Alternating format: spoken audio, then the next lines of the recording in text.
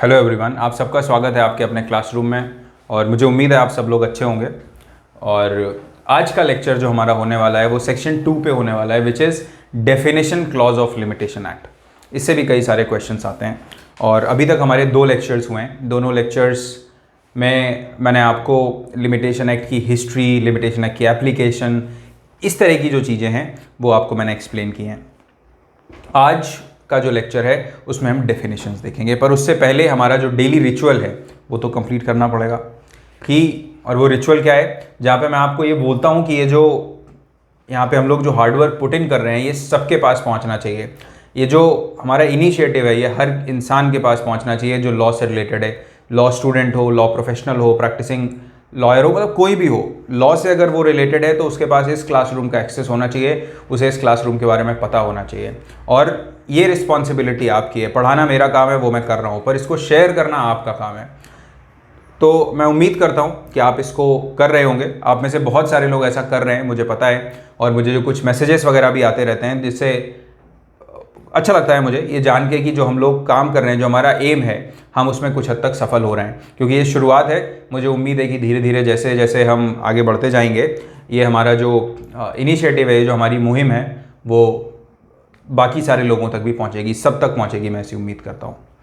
तो अब हम शुरू करते हैं आज का अपना lecture, which is definition clause of limitation act.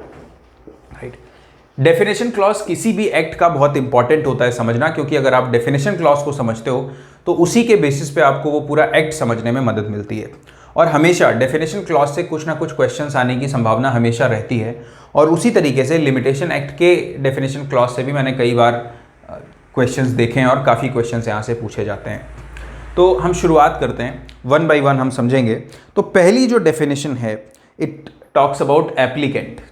मैं उम्मीद करता हूँ कि आपके पास बेयर एक्ट होगा, क्योंकि अगर आपके पास बेयर एक्ट नहीं है तो फिर आपको इस लेक्चर अटेंड करने का मतलब नहीं है। अगर आप बिना बेयर एक्ट के ये लेक्चर देख रहे हैं तो मैं आपसे बोलूँगा आप तुरंत बंद कर दीजिए और मत पढ़िए। राइट, या फिर आप जब बेयर एक्ट ले आइएगा तभी ये लेक्चर देखिएगा, क्योंकि बेयर एक्ट के बिना लॉ पढ़ने का कोई मतलब नहीं है। तो जो पहली डेफिनेशन है 2A, it talks about applicant. Right, कि एप्लीकेंट क्या होता है। तो इसकी जो डेफिनेशन है इंक्लूसिव डेफिनेशन है। It says applicant includes. Right, तो ये डिफाइन नहीं करता एप्लीकेंट क्या होता है, ये बताता है कि एप्लीकेंट में क्या क्या इंक्लूडेड है। राइट, तो इस तरह की डेफिनेशन को हम क्या बोलते हैं, इंक्लूसिव डेफिनेशन बोलते हैं। तो एप्लीकेंट में क्या क्या इंक्लूडेड है, पहला पिटिशनर, उसके अलावा एनी पर्सन फ्रॉम और through whom an applicant derives his right to apply. कोई भी इंसान जो एप्लीकेंट के through right to sue apply करता है, right to make an application उसको मिलता है। सपोज ये किसी का लीगल रिप्रेजेंटेटिव हो सकता है, राइट, लीगल हेयर हो सकता है। फादर की डेथ के बाद सन के पास वो राइट आ जाएगा तो लीगल रिप्रेजेंटेटिव हो सकता है। उसके अलावा कोई भी इंसान जिसको आप ये अथॉरिटी दे दें, एज एन एप्लीकेंट आपके पास वो राइट था पर आपने अथॉरिटी डेलीगेट कर दी किसी को, तो वो क्यों अप्लाई कर रहा है, क्योंकि आपने अपनी अथॉरिटी डेलीगेट की है। तो ऐसा कोई इंसान, राइट, तो पिटिशनर, और दूसरे को हम शॉर्ट में समझ लेते हैं legal representative. Then any person whose estate is represented by the applicant as executor, administrator और अदर रिप्रेजेंटेटिव। थर्ड क्या इंक्लूडेड है, कोई भी इंसान जिसकी एस्टेट, राइट, रिप्रेजेंटेड है by applicant as executed, administrator और रिप्रेजेंटेटिव। तो देखिए, एग्जीक्यूटर और एडमिनिस्ट्रेटर ये 2 टर्म्स हैं जिनको अक्सर यूज किया जाता है, पर बहुत सारे लोगों को एग्जीक्यूटर और एडमिनिस्ट्रेटर के बीच का जो डिफरेंस है वो क्लियर नहीं होता है। तो देखिए, एग्जीक्यूटर वो इंसान होता है जो विल बनाता है, जो टेस्टेटर होता है, जिसको वो इंसान खुद अपॉइंट करता है। मतलब मान लीजिए आप में से कोई XYZ पर्सन है, वो अपनी विल बनाता है और विल में ये लिख देता है कि सच एंड सच पर्सन वो मेरी विल को एग्जीक्यूट करेगा, तो उसको हम बोलते हैं एग्जीक्यूटर। जो वो इंसान, जो टेस्टेटर होता है, जो विल बनाता है, वो खुद जिस इंसान को अपॉइंट करता है उसको बोलता है एग्जीक्यूटर। पर सपोज अगर उस इंसान ने विल में ऐसे किसी इंसान को अपॉइंट नहीं किया है, तो ऐसे केस में कोर्ट अपॉइंट करता है ऐसे इंसान को, जो कहलाता है एडमिनिस्ट्रेटर। तो ये कौन होता है, administrator is appointed by the court, right. और एग्जीक्यूटेड कौन अपॉइंट करता है? Appointed by testator. उसके अलावा और अदर रिप्रेजेंटेटिव, तो ये जो अदर रिप्रेजेंटेटिव है इसका मतलब यहां पे ट्रस्टी से है। तो एप्लीकेंट की डेफिनेशन में कौन कौन लोग इंक्लूडेड रहेंगे? पिटिशनर का लीगल या एप्लीकेंट का जो लीगल रिप्रेजेंटेटिव होता है वो, उसके अलावा एग्जीक्यूटर, एडमिनिस्ट्रेटर और other representatives which includes trustees, right. अब ये जो डेफिनेशन 2A में दी गई है, आप इस डेफिनेशन को अकेले मत पढ़िए, आप इस डेफिनेशन को साथ में पढ़िए 2E के साथ और 2I के साथ, क्योंकि एक तरह की डेफिनेशंस हैं ये, राइट। तो जो अब याद रखना भी आसान है, 5 वॉवेल्स होते हैं, right, AEIOU, right. English class में हम वापस जा सकते हैं। तो ये 3 जो डेफिनेशंस हैं, कनेक्टेड डेफिनेशंस हैं, वो ऐसे ही दी गई हैं, 2A, 2E and 2I। 2E में क्या दिया हुआ है? 2E में बताया गया है डिफेंडेंट की डेफिनेशन क्या होती है, राइट। और 2I में बताया गया है कि प्लेंटिफ की डेफिनेशन क्या होती है। तो हम देख लेते हैं, जब भी आप एप्लीकेंट की डेफिनेशन, इसीलिए मैंने आपको बहुत डिटेल में बताई ताकि आप 2E और 2I डिफेंडेंट और प्लेंटिफ की डेफिनेशन को भी आसानी से समझ सको। तो पहले हम डिफेंडेंट की डेफिनेशन देख लेते हैं। It says defendant includes any person from और through whom a defendant derives his liability to be sued, right. Father की डेथ के बाद फादर को सू करना था, फादर को कोई सू करने वाला था, बट फादर की डेथ के बाद किसको सू किया जाएगा? उसके सन को सू किया जाएगा। उसके अलावा any person whose estate is represented by defendant, same चीज, कोई भी इंसान जो एग्जीक्यूटर, एडमिनिस्ट्रेटर या ट्रस्टी होगा डिफेंडेंट का, right. Then 2I it talks about plaintiff. अब प्लेंटिफ में कौन कौन होता है? Plaintiff includes same any person from और through whom a plaintiff derives his right to sue. तो प्लेंटिफ कौन है? कोई भी इंसान जिससे प्लेंटिफ अपना राइट टू सू अप्लाई मतलब डिराइव करता है। मान लो कोई इंसान है X, राइट, तो और Y क्या है? उसका सन है। तो Y right to sue derive करेगा X से। मान लीजिए X की डेथ हो गई, तो उस केस में क्या होगा? X के पास राइट टू सू था, इस वजह से वो राइट टू सू किसके पास आया? Y के पास आया। सपोज प्रॉपर्टी का कोई मामला था, तो X के पास ये राइट टू सू था सॉरी। तो अब ये राइट जो है किसके पास लौट के आ गया? अभी राइट आ गया Y के पास। तो Y भी इंक्लूडेड होगा किसमें? प्लेंटिफ में। X तो था ही, पर Y भी इंक्लूडेड होगा। देन एनी पर्सन, अगेन वही बात कि कोई भी any person whose estate is represented by the plaintiff as executor, administrator और अदर रिप्रेजेंटेटिव। मान लीजिए Y जो है वो क्या है? किसी का एग्जीक्यूटर है, किसी का या फिर एडमिनिस्ट्रेटर अपॉइंट किया गया है, या फिर वो किसी का अदर रिप्रेजेंटेटिव या किसी का ट्रस्टी है। तो मान लीजिए वो Y किसकी प्रॉपर्टी का ट्रस्टी, एग्जीक्यूटर, एडमिनिस्ट्रेटर है? सपोज Z नाम का इंसान है। तो क्या इंक्लूडेड रहेगा? Y तो प्लेंटिफ है ही, Y के अलावा Z भी प्लेंटिफ है। आई होप आपको ये पॉइंट क्लियर हुआ होगा। तो ये डेफिनेशन थी इन तीनों की। उसके बाद हम आते हैं वापस 2B पे। 2B talks about application includes petition. 2B बात करता है कि एप्लीकेशन जो है पिटिशन को इंक्लूड करती है। देखिए, मैं आप लोगों को जब भी लॉ पढ़ाता हूं तो मैं वर्ड बाय वर्ड क्लियर करता हूं, मैं स्किप नहीं करता हूं बेयर एक्ट्स में, क्योंकि हर वर्ड का कुछ एक मतलब होता है और मैं कोशिश करता हूं कि उनको जितना ज़्यादा से ज़्यादा हो सकता है मैं एक्सप्लेन करूं। और किसी भी चीज़ को रटवाने की बजाय मैं ये भी कोशिश करता हूं कि मैं बहुत सिंपल भाषा में आपको वो चीज़ समझा पाऊं। तो देखिए, अभी क्या होता है, ये डेफिनेशन क्या बोल रही है? Application includes petition.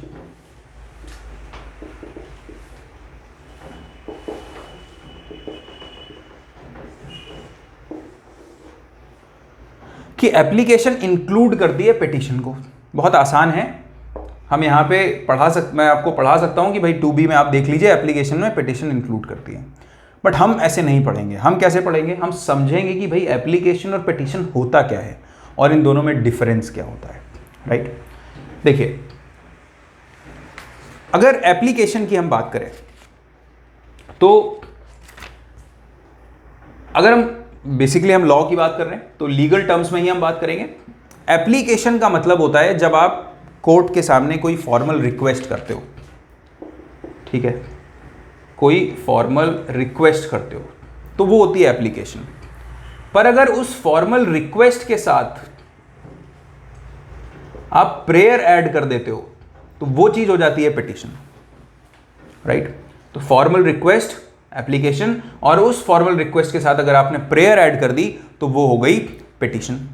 एक चीज और अपन यहीं पे एड्रेस कर लेते हैं कि प्लेंट में और पिटीशन में क्या डिफरेंस होता है। तो देखिए, कोई भी पिटीशन अगर सीपीसी में order 1, order 2, order 4 and order 6 को फॉलो कर रही है, मतलब सीपीसी में ये जो 4 ऑर्डर्स हैं इनमें एक प्रिंसिपल्स दिए हुए हैं कि कोई भी जो मतलब क्या क्या चीज़ें इंक्लूडेड होनी चाहिए एक प्लेंट में। तो अगर कोई भी पिटीशन इन चीज़ों को कंप्लाई कर रही है तो वो चीज़ क्या कहलाएगी, वो चीज़ बोली जाएगी, वो चीज़ कहलाएगी प्लेंट, राइट। तो आई होप आपको डिफरेंस जो है वो क्लियर हुआ होगा, किसमें, एप्लीकेशन में, पिटीशन में और प्लेंट में। सिंपल भाषा में मैंने आपको समझाया, हमेशा याद रहेगा कि एप्लीकेशन फॉर्मल रिक्वेस्ट, अब उस रिक्वेस्ट में अगर आप प्रेयर ऐड कर देते हो कोर्ट से, तो जनरली एप्लीकेशन में जो आपको रिलीफ मिलता है वो रिलीफ इंटरिम टाइप का रिलीफ होता है, या फिर हम उसे टेम्परेरी रिलीफ बोलते हैं। ऐसा नहीं है कि हर बार ऐसा होता है, ट्रिब्यूनल वगैरह में हम एप्लीकेशन ही लगाते हैं और उसमें परमानेंट रिलीफ भी मिलता है, बट जनरली जो सिनेरियो है वो मैं आपको बता रहा हूँ कि जुडिशियल प्रोसीडिंग्स में क्या होता है, एप्लीकेशन में आपको जो रिलीफ मिलता है वो बेसिकली इंटरिम या टेम्परेरी नेचर का होता है मोस्टली, और अगर पिटिशन होती है तो पिटिशन में जो रिलीफ होता है उसमें फाइनल रिलीफ मिलता है, आपको परमानेंट रिलीफ मिलता है, फाइनल रिलीफ या डिक्री वगैरह के फॉर्म में आपको मिलता है। ये एक और डिफरेंस है बिटवीन एप्लीकेशन और पिटिशन में, फाइनल रिलीफ मिलता है, और प्लेंट में जो फाइनल रिलीफ होता है उसको हम बोलते हैं डिक्री, राइट। इसके अलावा मैं आपको इसमें एक केस लॉ बताता हूं, अगर आपको और ज़्यादा डिफरेंस समझना है बिटवीन एप्लीकेशन, पिटिशन और प्लेंट के बीच में, तो आप ये केस रेफर कर सकते हैं। गुवाहाटी हाई कोर्ट का जजमेंट है ये, श्रीमती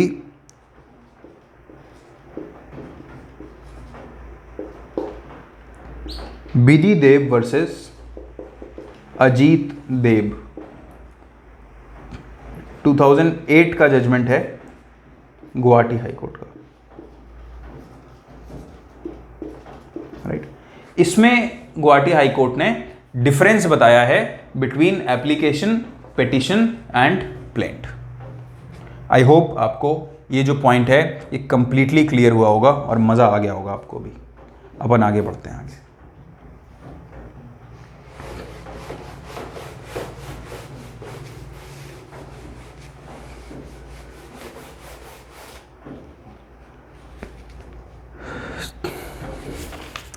अगली जो डेफिनेशन है वो बात करती है बिल ऑफ एक्सचेंज की, बिल ऑफ एक्सचेंज। तो देखिए, बिल ऑफ एक्सचेंज को यहां पे इन्होंने एक मतलब कॉम्प्रिहेंसिवली डिफाइन नहीं किया है। इसके साथ आप पढ़िए 2K। ये बेसिकली मैं आपको इसलिए ऐसे बता रहा हूं ताकि आपको याद रखने में आसानी होगी कि पहली 3 डेफिनेशन 2AEI, राइट, जिसमें आप एप्लीकेंट और डिफेंडेंट और प्लेंटिफ पढ़ लेते हैं। फिर ये निगोशिएबल इंस्ट्रूमेंट से रिलेटेड डेफिनेशंस हैं, कौन सी, bill of exchange and promissory note. इनको आप एक साथ याद रख लीजिए, 2C में बिल ऑफ एक्सचेंज और 2K में प्रॉमिसरी नोट। याद रहेगा क्योंकि कई बार मेमोरी बेस्ड क्वेश्चंस आते हैं जुडिशरी में, राइट। तो अब बिल ऑफ एक्सचेंज को इन्होंने प्रॉपर डिटेल में नहीं बताया है, बस इन्होंने बोला है कि बिल ऑफ एक्सचेंज क्या इंक्लूड करता है। ये इंक्लूड करता है हुंडी एंड चेक। तो हुंडी बेसिकली क्या है, ये traditional form of negotiable instrument है, राइट। और चेक आप सब जानते हो चेक क्या होता है, सबने देखा होगा। तो बिल ऑफ एक्सचेंज क्या इंक्लूड करता है, हुंडी इंक्लूड करता है और चेक इंक्लूड करता है, ये बताया। ये नहीं बताया कि बिल ऑफ एक्सचेंज पर से क्या होता है, राइट। इसकी डेफिनेशन आपको मिलेगी कहां पे, NI एक्ट में, निगोशिएबल इंस्ट्रूमेंट्स एक्ट में आपको इसकी डेफिनेशन मिलेगी। मैं आने वाले टाइम में पढ़ाऊंगा। उसके बाद हम आते हैं प्रॉमिसरी नोट पे। तो प्रॉमिसरी नोट के बारे में इन्होंने बताया, any instrument whereby the maker engages absolutely, underline की जगह एब्सोल्युटली को, to pay a specified sum of money. मतलब सम ऑफ मनी कैसा होना चाहिए, स्पेसिफाइड होना चाहिए, फिक्स होना चाहिए। ऐसा नहीं होगा कि अच्छा आपका जितना मन करे आप उतना पैसा दे देना, वैसा नहीं होगा। स्पेसिफाइड सम ऑफ मनी, ये इंपॉर्टेंट है। To another at a time therein limited और ऑन डिमांड और एट साइड, राइट। तो प्रॉमिसरी नोट में क्या होता है कि जो भी इंस्ट्रूमेंट है जिसमें से एक जो मेकर है वो सामने वाले को क्या बोलता है, वो सामने वाले को प्रॉमिस करता है कि वो पेमेंट करेगा एक स्पेसिफिक सम ऑफ मनी का सामने वाले को, और कब करेगा वो भी लिखा रहता है, लिमिटेड टाइम फ्रेम रहता है। उसके अलावा कब करेगा, ऑन डिमांड और एट साइट, जब मांगा जाएगा तब करेगा, राइट, ऑन डिमांड और एट साइट। तो प्रॉमिसरी नोट की डेफिनेशन आपको 2K में मिल जाएगी और बिल ऑफ एक्सचेंज की डेफिनेशन आपको 2C में मिल जाएगी। उसके बाद हम आगे बढ़ते हैं और हम आते हैं 2D पे। 2D डिफाइन करता है बॉन्ड, राइट। इसका डेफिनेशन क्लॉज बहुत इंपॉर्टेंट डेलिमिटेशन है, क्या, क्योंकि बहुत क्वेश्चंस आते हैं। लास्ट ईयर राजस्थान जुडिशरी में क्वेश्चन पूछा गया था कि क्या चेक डिफाइन किया गया है, तो बेसिकली चेक कहीं डिफाइन नहीं किया गया है यहाँ पे, पर ये लिखा हुआ है कि बिल ऑफ एक्सचेंज इंक्लूड हुंडी एंड चेक, तो उन्होंने ये माना था कि डिफाइन किया गया है, लिमिटेशन एक्ट में दिया गया है, और करेक्ट आंसर था ये कि चेक डिफाइन किया गया है, राइट। तो ये जो लिमिटेशन एक्ट का जो डेफिनेशन क्लॉज है, इसलिए मैं आपको इतने रिलेट करके पढ़ा रहा हूँ, क्योंकि ये छोटा एक्ट है और इसके डेफिनेशन क्लॉज में से क्वेश्चंस बनते हैं। Next is bond.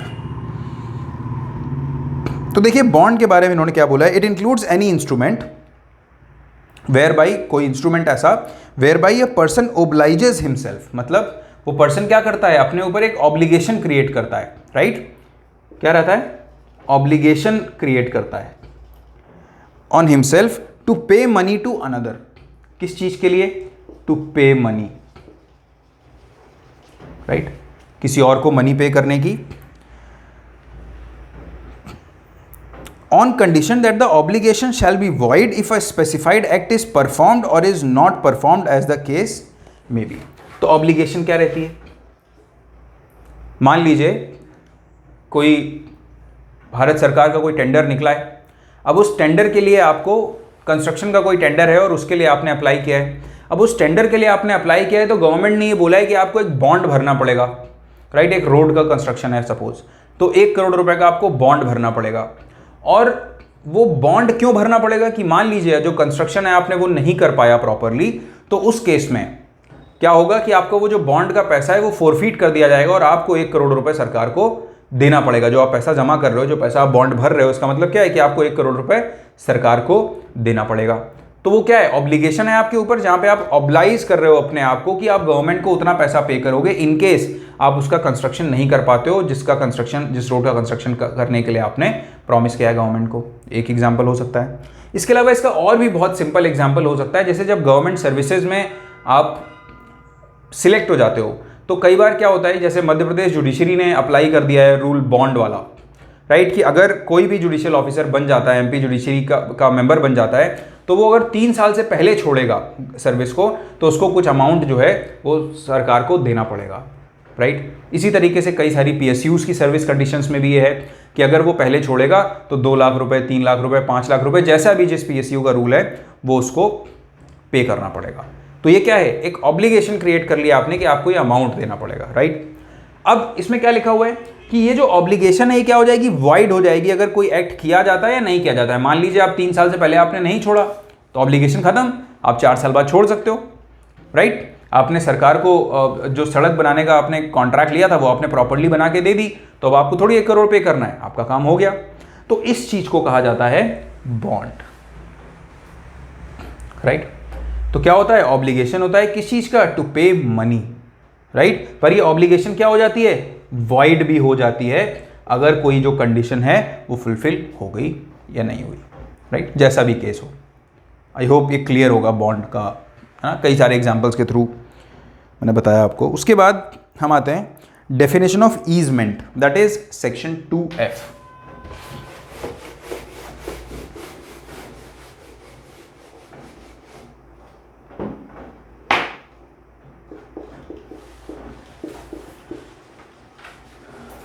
Easement section 25 and 26 of limitation act इसी से बात करते हैं, ईजमेंट से रिलेटेड बात करते हैं, राइट। तो डेफिनेशन क्लॉज के बगल में आप लिख लीजिए सेक्शन 25 एंड 26, तो हमेशा याद रहेगा जब भी ईजमेंट पे क्वेश्चन आएगा आप डेफिनेशन क्लॉज लिख सकते हो प्लस ये लिख सकते हो। और ईजमेंट से डील करने के लिए इंडियन ईजमेंट एक्ट अलग से है, तो उसे भी मतलब अभी आपके मतलब एमपी के सिलेबस में तो नहीं है और किसी और स्टेट के जो सिलेबस में मैंने देखा नहीं ईजमेंट एक्ट। तो राइट, पर ईजमेंट एक लिमिटेड एक्सटेंट तक डील किया गया है लिमिटेशन में भी। तो ईजमेंट का क्या मतलब होता है? ईजमेंट बोल रहा है includes a right not arising from contract, मतलब कोई ऐसा राइट नहीं होना चाहिए जो कॉन्ट्रैक्ट से अराइज हो। ये चीज बहुत इंपॉर्टेंट है। Right not arising from a contract, पहली चीज तो ये कि कोई ऐसा राइट जो कॉन्ट्रैक्ट से अराइज ना हो रहा हो, सबसे इंपॉर्टेंट चीज है, इसको तो बिल्कुल आप दिमाग में बैठा लीजिए। उसके बाद क्या? By which one person is entitled to remove and appropriate for his own profit any part of the soil belonging to another or anything growing in or attached to or subsisting upon the land of another. समझते हैं, बहुत simple भाषा में समझते हैं अपन। मैं आपको पहले भी बता चुका हूँ ईजमेंट्री राइट क्या होता है, आज एक बार फिर बता देता हूँ। देखिए, मान लीजिए कोई ए है, ए ने अब ये ए की ये लैंड पड़ी हुई है, ठीक है, ये खाली लैंड है, इस लैंड पे ये इस लैंड का इस्तेमाल नहीं करता है। तो बी ने क्या किया? बी ने अपनी कार यहाँ पे पार्क करना शुरू कर दिया। अब बी यहाँ पे अपनी कार पार्क करता है और बी ये जो कार है ये पार्क करता रहता है बड़े लंबे समय तक। तो क्या होता है, एक टाइम के बाद इसको राइट मिल जाता है कि वो ये जगह जो है ईजमेंट्री राइट के तहत ये जगह किसकी हो जाती है? इसकी हो जाती है। इसको एडवर्स पोसेशन भी कहते हैं। बाकी इसको ये कार रखने का अधिकार मिल जाता है और फिर ए चाहते हुए भी इसको नहीं हटा सकता। उसके अलावा एक और चीज होती है, जैसे राइट ऑफ वे। आप एग्जाम्पल में लिख सकते हो जहां पे आपने ईजमेंट की डेफिनेशन आप पढ़ रहे हो, right of way, right of light, ठीक है, वाटर एटसेट्रा। ठीक है, कैसे? मान लीजिए ये ए का घर है, ठीक है, ये मान लीजिए ये बी का घर है और ये ए का घर है। अभी ये ए का घर जो है, इसके यहां तक आने के लिए और कोई रास्ता नहीं है, आसपास पूरा झील से घिरा हुआ है। तो अगर कोई रास्ता है तो वो कहां से है? वो इसकी लैंड से होके गुजरता है वो रास्ता। अभी ए जो है, ए के पास अपनी प्रॉपर्टी के बेनिफिशियल एंजॉयमेंट के लिए, ताकि ए अपनी प्रॉपर्टी तक पहुंच सके, उसके पास ये अधिकार है कि ये बी के रास्ते से आए, बी की प्रॉपर्टी के ऊपर से आए। राइट, इसको क्या बोलेंगे? ये ए का ईजमेंट्री राइट है ओवर बी। राइट, तो इस प्रॉपर्टी पे इसका क्या है? ये ईजमेंट्री राइट है। इसी तरीके से मान लीजिए ये खेत है और इस खेत में आने का रास्ता नहीं है कोई, तो इस खेत से आएगा ये। ठीक है, तो इन चीजों को बोला जाता है ईजमेंट। उसके बाद हम आगे बढ़ते हैं और हम आते हैं 2G पे, जो कि बात करती है फॉरेन कंट्री के बारे में। तो फॉरेन कंट्री सिंपल सी बात है, any country other than India. Right, तो आप नेपाल भी जो है वो फॉरेन कंट्री मानी जाएगी। ठीक है, कोई भी country other than India would be a foreign country. Then H। अब ये 2H में ऐसी चीज है जो हमने IPC में भी जिसकी डेफिनेशन देखी है, गुड फेथ की डेफिनेशन, और ये सेम डेफिनेशन ही ऑलमोस्ट। ये कहती है nothing shall be deemed to be done in good faith which is not done without due care and attention. मतलब अगर आप कोई भी चीज नेग्लिजेंटली या लापरवाही से करते हो तो ये नहीं माना जाएगा कि वो चीज आपने गुड फेथ में या सद्भाव के साथ की है। राइट, उसके बाद प्लेंटिफ मैंने आपको बता दिया। अगला जो 2J बहुत ही इंपॉर्टेंट डेफिनेशन है, मैं यहाँ पे डबल स्टार मार्क लगाता हूँ, आप सबको पता होनी चाहिए डेफिनेशन। अक्सर क्वेश्चन पूछा जाता है, डेफिनेशन क्लॉज में सबसे ज़्यादा जो क्वेश्चन पूछा जाता है वो इसी उससे पूछा जाता है, और प्री में भी पूछा जाता है और मेंस में भी शॉर्ट नोट आ जाता है कि what is the difference between period of limitation and prescribed period. ये आपसे इंटरव्यू में भी पूछा जा सकता है। अब पीरियड ऑफ लिमिटेशन और प्रिस्क्राइब्ड पीरियड के बीच में जो डिफरेंस है,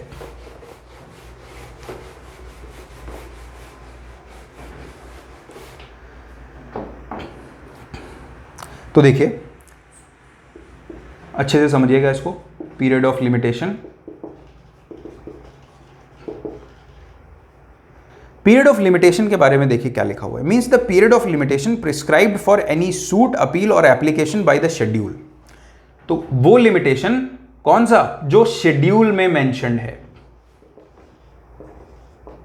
कहां प्रिस्क्राइब किया गया है? शेड्यूल में। कौन सा शेड्यूल? शेड्यूल 1। एक ही शेड्यूल है लिमिटेशन एक्ट में जो मैंने डिस्कस किया था, जिसमें 137 आर्टिकल्स हैं और उसमें सूट, अपील और एप्लीकेशंस के लिए अलग अलग जो पीरियड है उसको प्रिस्क्राइब किया गया है, राइट।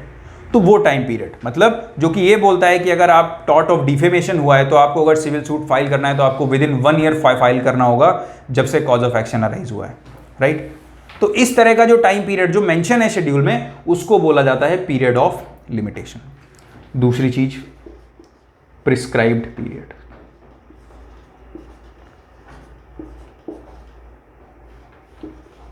प्रिस्क्राइब्ड पीरियड क्या होता है? देखिए प्रिस्क्राइब्ड पीरियड क्या होता है, वो टाइम पीरियड जो कैलकुलेट किया जाता है। देखिए means the period of limitation computed in accordance with the provisions of this act. तो कंप्यूटेड ये वो पीरियड नहीं है जो मेंशन्ड है, ये कंप्यूट किया जाता है। अभी हम लिमिटेशन में आगे पढ़ेंगे और तब हम रूल्स देखेंगे कि कौन से रूल्स ऐसे हैं जिनको दिमाग में रख के पीरियड ऑफ लिमिटेशन जो टाइम पीरियड है, जो प्रिस्क्राइब पीरियड है उसको कैलकुलेट किया जाता है, राइट। तो computed as per the provisions of the act, as per the provisions of limitation act, उसको हम बोलते हैं प्रिस्क्राइब्ड पीरियड। आपको ये डिफरेंस मुझे पूरी उम्मीद है कि क्लियर हुआ होगा। उसके बाद प्रॉमिसरी नोट हम देख चुके हैं। 2L ये क्या बात करता है? It says suit does not include an appeal or an application. Again very important definition और पूछी जाती है। तो सूट क्या इंक्लूड नहीं करता? Appeal, obviously suit appeal include नहीं करेगा, और एप्लीकेशन। तो ये दोनों चीजें सूट में इंक्लूडेड नहीं होती हैं, याद रखिएगा, पूछा जाता है। सिंपल क्वेश्चन आ जाता है, suit does not include appeal, application, both, none of these, right. तो आपको आंसर करना होता है। देन 2M टॉर्ट के बारे में, ये क्वेश्चन भी अक्सर पूछा जाता है। ये सारे जैसे J है, L और M बहुत ही ज़्यादा इंपॉर्टेंट प्रोविजंस हैं जो अक्सर पूछे जाते हैं एग्जाम में। ये बात करता है टॉर्ट के बारे में, राइट। तो टॉर्ट क्या है? सिविल रॉन्ग है, ऐसा civil wrong which is not a contract, which is not a contract or breach of trust, right। तो ऐसा सिविल रॉन्ग जो कि एक्सक्लूसिवली कॉन्ट्रैक्ट नहीं है और ब्रीच ऑफ ट्रस्ट नहीं है, वो सिविल रॉन्ग क्या कहलाएगा? वो सिविल रॉन्ग टॉर्ट कहलाएगा। और क्वेश्चन डायरेक्टली इन्हीं 3 इंग्रेडिएंट्स को दिमाग में रख के पूछा जाता है और आपको ये तीनों इंग्रेडिएंट्स पता होने चाहिए कि क्या है। टॉर्ट की डेफिनेशन आपको अच्छे से पता होनी चाहिए। फिर 2N ये बता रहा है ट्रस्टी। तो बेसिकली ये ट्रस्टी कौन है ये डिफाइन नहीं कर रहा है, ये बता रहा है ट्रस्टी में कौन कौन इंक्लूडेड नहीं है, राइट। तो ये बोल रहा है ट्रस्टी में बेनामीदार इंक्लूड नहीं होते हैं,